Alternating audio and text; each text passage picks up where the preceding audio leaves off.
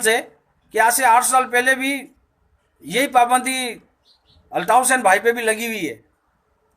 तो कई पिटीशनें आप तक पहुंची इस पाबंदी को हटाने के लिए, तो उस पर तो किसी ने भी अभी तक फौरी कार्रवाई नहीं की, वो भी अभी तक मसला पेंडिंग में रखा हुआ है।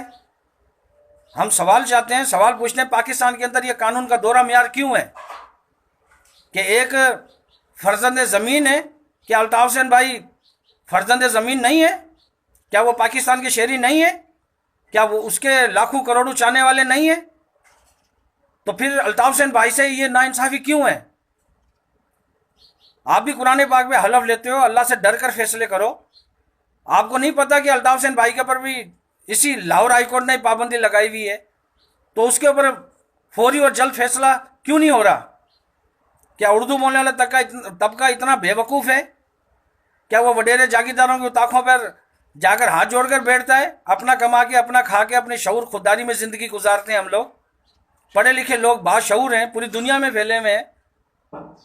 तो फिर हमसे ये दोहरा म्यार क्यों अपनाया जाता है? जो असेंबली में खड़े होकर बोले पाकिस्तान के खिलाफ, वो आज पाकिस्तान का मौजूद शहरी है। क्या इमरान खान साहब ने पाकिस्तान के इदारों के खिलाफ क्या कुछ नहीं बोला? वो लंदन में बैठे हुए नवाज शरीफ साहब ने पाकिस्तान के इदारों के लिए क्या कुछ नहीं बोला? जावेद लतीफ़ साहब ने क्या कुछ नहीं बोला? महमूद खान अचकज़ई ने क्या कुछ नहीं बोला? आसिफ अली जरदारी साहब ने क्या कुछ नहीं बोला? तो सारा जितना भी मतलब मलबा है कानून का, मतलब सब अल्ताफ हुसैन भाई, और जो भी मतलब कानून का तोड़ना है या कानून की अमलदारी है सिर्फ मुहाजिर मजलूम तक के। क्यों? क्या हम फर्जंद ज़मीन नहीं है? पाकिस्तान के शहरी नहीं है? हमसे ऐसे दोहरा म्यार क्यों रखा हुआ है?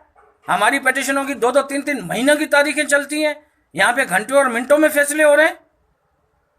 क्या हम इस चीज दोहरे म्यार पे हम सोचने पे मजबूर नहीं होते?